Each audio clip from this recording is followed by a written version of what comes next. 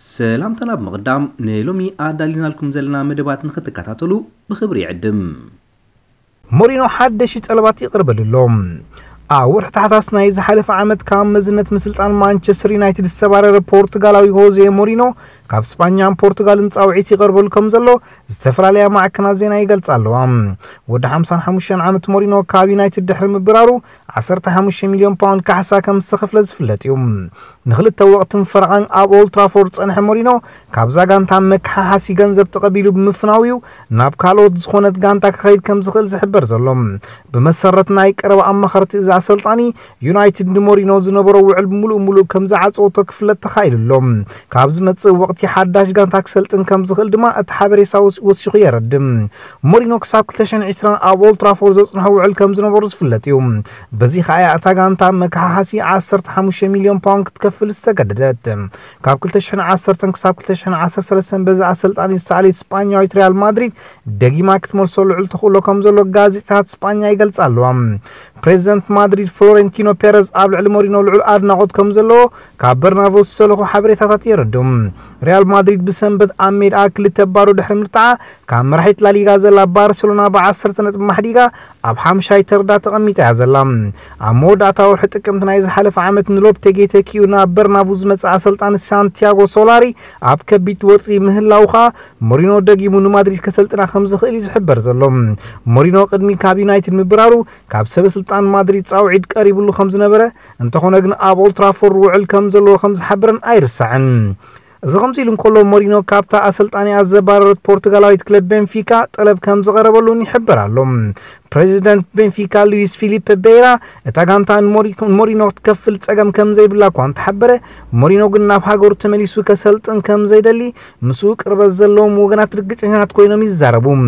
مورينو ابز حجي وان اب قطر ابز كايزلو وانጫ ሀገራት ኤስያ ከም ተንታን ኮይኑ ኣብ መደብር ቴሌቪዥን ቤን ያይ አሎም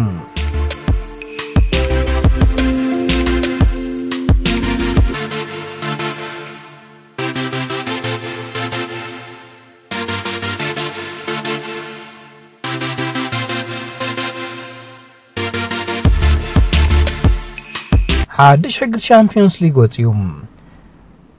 قطمات أولي كام حلاف قبال كلبات إيروبا كابز متصور حلقات جميرو كايديوم فدريشن كعس سجري إيروبا خا أقدمون تنبرق جلجل حقاقات لو تي كام زقبرلو بمنقدي وقعو مرب حبريتو أفليتوم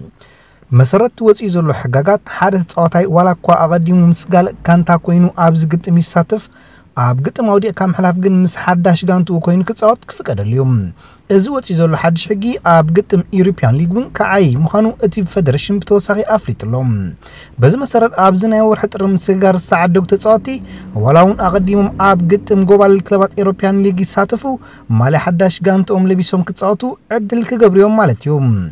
ጋንታታት ክሳፍር ቅለይቲና ሓደ ለካቲት ካብቶም ኣቀዲሙ ዝነበሩ ተጻወተን ሰለስተ ምቅያራት ገረን ከመዝግባ ከምዝኽላ ተሓቢሮን ኣሎም ናብነት ማንቸስተር ዩናይትድ ወይ ሪያል ማድሪድ ንካሊዱ ኮሊባሊ እንተዳ ኣፍሪሞኖ ወራኳ ተጻዋታይ ምስ ናፖሊ ኮይኑ ኣብ ግጥም ግሎባል ክለባት ኤውሮፓ እንተ ተጻወተ ማልያናይ ዘንጋንታታት ወዲ ክጻወት ክፍቀደልዮም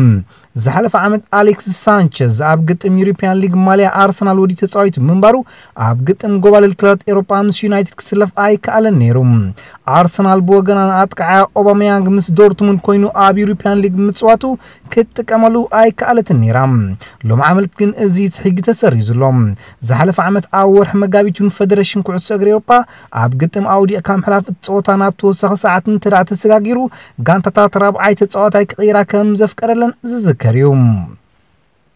ስፓኛዊት ክለብ ሪያል ማድሪድ ተኸላኸላይ ንምፍራም ኣብ ትጓየሉ ዘላ ግዜ ንካሊዱ ኮሊባሊ ንምፍራም ምስ ማንቸስተር ዩናይትድ ትቀራድማላ ዩናይትድ ካብ ዝሓለፈ ክራማት ኣትሒዛ ኣብ ልዕሊ ተኸላኸላይ ኢጣልያዊት ክለብ ናፖሊ ተገዳስነት ይሕትራም ሞሪኖ ሓደ ኣጋጣሚ እዚ ተኸላኸላይ መስመር ዩናይትድ ሙሉእ ክሽፍኖ ከም ዝኽእል ከም ተዛረበ ኣይርስዕን ወላኳ ሞሪኖ እንተተባረረ ዩናይትድ ነዚ ተጻዋታይ ኣብ ሕቑፋ ክትእትዎ ተበግሶታት ትወስደሉ ከም ዘላ ግን ዘይተጸበየ ተጻቦ ይጋጥማሎ ማድሪድ ኣጋጢሞ ገጥሞ ካብዘሎ ውድቀት ንምድሓን ነዝተኸላኸላይ ኣብዛ ወርሒ ዝኽፈል ከፊላና በርናቡ ከተምፅኦ ሓሊና ከም ዘላይ ዝወፅእ ሓድሽ ሓበሬታ ዘረድእ ዘሎ ሴኔጋላዊ ኮሊባሊ ኣብዚ እዋን ሓደ ካብቶም ብሉፃት ተኸላኸልቲ ዓለምና ምዃኑ እዩ ዝእመነሉ ናፖሊ ነዝተኸላኸላይ 9 ሚልዮን ፓውንድ ክትቅበለሉ ከም ትኽእል ይሕበር ምስ ተፃወቱ ኣብ ዱባይ ክዕርፍ ድሕሪ ምጽናሕ ትማሊ ሐሙስ ናብ ከተማ ማንቸስተር ዝተመልሰ ኣሰልጣኒ ዩናይትድ ኦሊ ጋነር ሶልሻየር ነዝተኸላኸላይ ንምእማን ቀዳማይ ዕላማ ገይሩ ከም ዘሎ ወቅዓ ሓበሬታ ሬድ ዴቪልስ ይገልጽ እዚ ከምዚ ኢሉ እንከሎ ማንቸስተር ሲቲ ከም መተካታ ኣከፋፋሊ ፈርናንዲኖ ንብሉፅ ተፃዋታይ ዌስትሃም ዴክላን ሪስ ምዕዳግ ውጥን ኣውፅያ ካብ 2013 ኣትሒዙ ኣብ ሲቲ ዝጸንሐ ፈርዲናንዲኖ ዝመጽእ ወርሒ ጥሪ 34 ክመል እዩ በዚ ኻዩ ፔፔ ጋርዲዮላ መተካታ ናይ ዝብሉፅ ኣከፋፋሊኡ ብኣግኡ ከናዲ ዝግደድ ዘሎ ሲቲ ነዚ ወዲ 19 ዓመት ተፃዋታይ ናብ ኢትሓድ ከተምፅኦ እንተኾይና ነዛ ለንደናዊት ክለብ 50 ሚልዮን ፓውንድ ክትከፍላ ክትግደድ እያ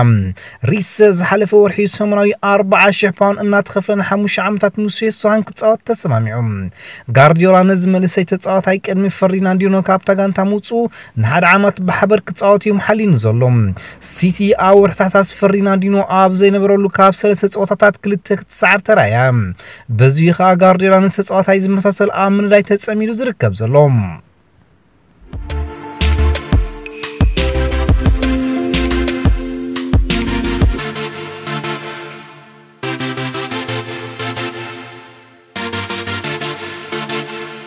ኣሰልጣኒ ኣርሰናል ኡናይ ኤምሬ ኣብዚ ሕጂ እዋን ተኸፊቱ ዘሎ መስርሕ ምስጋር ዝኾነ ተፃዋታይ ከም ዘይንገዝእ ብልቓሕ ጥራይና ከነፈርም ክብል ተዛሪቡ ኣርሰናል ምስ ዴኒስ ስዋረዝ ኣብ ስምምዕ በፂሖም ኣለዉ ክሳብ ሎም ዘደናጎየ ምኽንያት መልክዕ ልቓሕ ወይስ መሸጣ ክንብልኢና ጎቲትና ያቐኒና ይብሉ ባርሳውያን በኣርሰናል ዝህደን ዘሎ ዴኒስ ስዋረዝ ብልቓሕ ኮነ ብምሻጥ ነተፃዋታይ ክኸስሮ ከም ዘይደሉ ገሊፆም ተፃዋታይ ግን ኣብ ክረምቲ ካብ ባርሴሎና ክወፅእ ድሌት ከም ዘለዎ ተዛሪቡ ኣርጀንቲናዊ ማራዶና ክብድ ዝበለ ሕማም ብምሕማሙ ኣብ ሕክምና ይሕለው ኣሎ ማራዶና ብዝተፈላለየ ወልፍታት ተለካፊ ብምዃኑ ናብ ውሽጢ ነብሱ ደም ይፈስስ ስለ ዘሎ ክሳብ ኦፕሬሽን ዝበፅሕ ሕክምና ከካይድ እዩ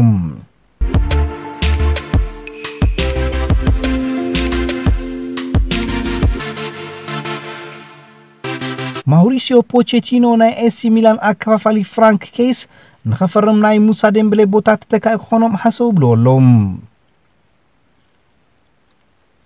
ምስ ኣሰልጣኒ ሊቨርፑል ክሎፕ ክሰማማዕ ዘይከኣለ ኣልቤርቶ ሞሬኖ ኣብዚ ሕጂ ሰዓት ካብ ብዙሓት ክለባት መፀዋዕታ ይመፅሎም እዚ ናይ ፀጋም ተኸላኸላይ ኣብዚ ሲዝን እዚ 4 ግዜ ጥራይ ክስለፍ ክኢሉ ዘሎ ኣሰልጣኒ ኣርሰን ቬንገር ካብ ዝተፈላለዩ ሃገራት ናይ ጻውዒት ሕቶ ይቀርበሎም ንሱ ግን ድሌቱ ኣብ ሊጋት ስለ ዘይኮነ ሕራይ ክብለን ኣይደለየን ዘሎ ይብል ናይ ቀረባ መምህርቱ ዶክተር ዲኒ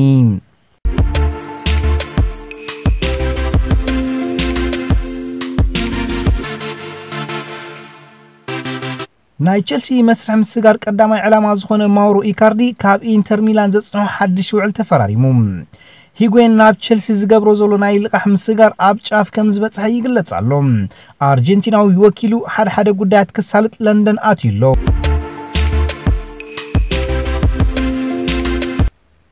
ኣርሰናል ማን ዩናይትድ ንወዲ 25 ዓመት ናይ አትሌቲኮ ማድሪድ ተጻዋታይ ዝነበረ ሕጂ ኣብ ቻይና ጻዕደሉ ቤልጂማዊ ኣጥቃዓይ ካራስኮ ምስ ክለቦም ከፈርሞ ኣብ ክርክር ኣለዉ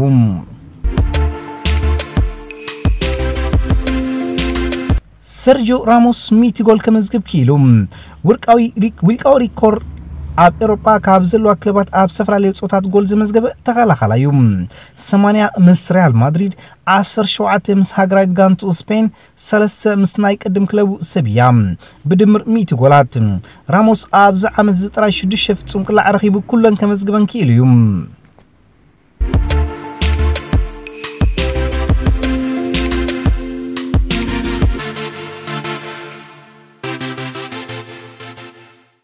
ماركت سخبركم تقاتلتنا نلومي أدالينا زنبرنا بدمات أب تزازيملو ناب زغد سلبخال مدبسك عن رخب سسنايو